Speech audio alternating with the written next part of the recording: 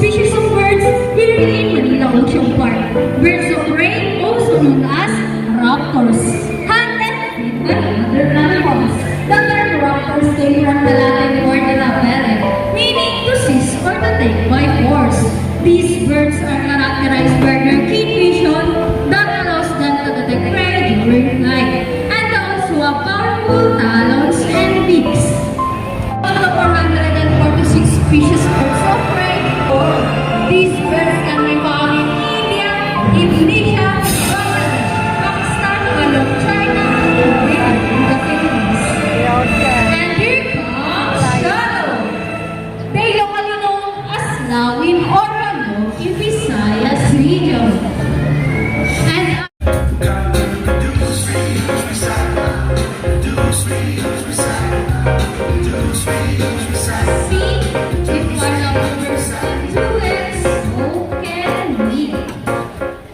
ladies and gentlemen, we hope all of you enjoy our show. Are the spectacular?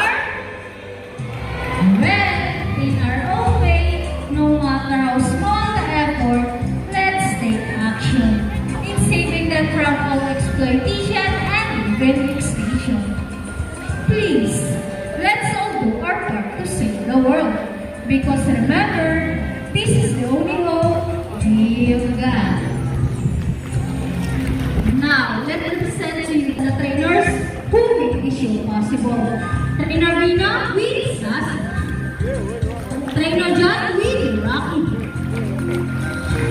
Trainer April with Speed. Trainer JB with Shadow. Trainer Birds with Body.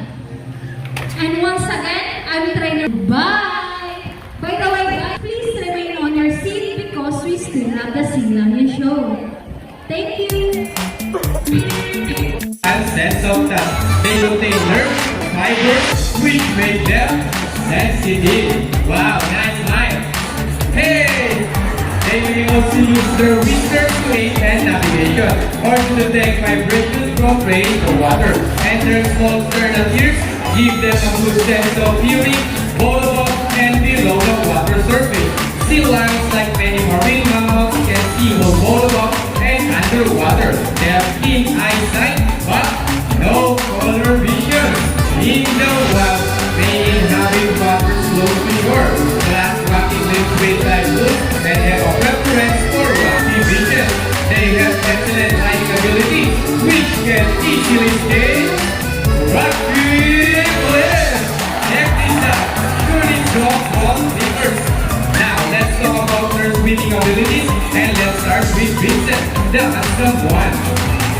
Sea lions generally cruise at around 11 miles per hour, using the rolling movement of their front flippers, while their back flippers are stretched out behind their bodies, functioning as rudder for steering.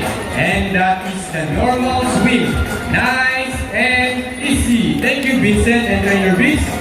But when chasing their prey or escaping from predators, they can achieve a burst speed up to... Ready, Ira? More, Ira! Not you there. Wow, nice light bird. And another one. She deserves it. Now, here's an interesting story about the sea lion.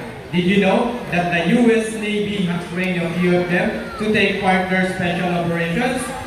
Yup, that's right. They are able to hold their breath for up to 20 minutes and they can dive hundreds of feet, abilities that even the best Navy diver would be envious of. And since cannot be detected by radar underwater, they are taught to recognize and avoid underwater mines.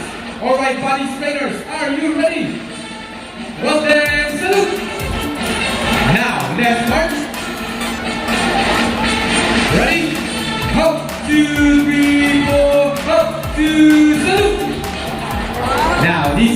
would you please join our Sea.Lion in a salute? In the count of 3, everybody please salute and make this one loud. Alright guys, are you ready? Hey guys, I can't hear you. Are you ready? Okay, let's count. 1, 2, for Sea.Lion Brand. Great job, buddy. And another one. They are asking for it.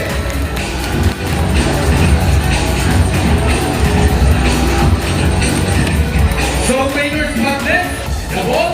How do you think they get the ball? It's a ball balance. Purple buddies. Almost there. Purple. Go Vincent. Steady in. Fantastic. Our goal from Sea.Lion Brand. Excellent work, buddies. Now this time, would you love to see a dance number from our Sea.Lion Brand? Hey guys, where's the energy? Would you love to see the dance? Well, you get my go.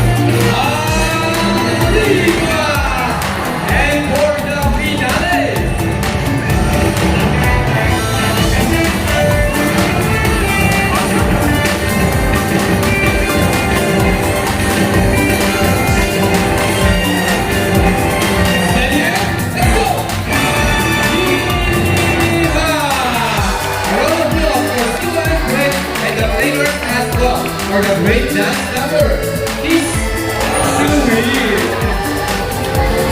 We hope you all enjoy spending your afternoon here at Aquatica with your new close friends, the South American Sea.Lion, Vincent and Ira. And we also hope that even after you leave, you will take this experience with you wherever you go. And remember that what we do here on land greatly affects our friends in the sea. Sea lions, like many marine animals, cannot survive a trash-filled environment. So let's keep our surroundings clean. Aside from pollution, there are many other threats to their survival all over the world, such as climate change and illegal hunting.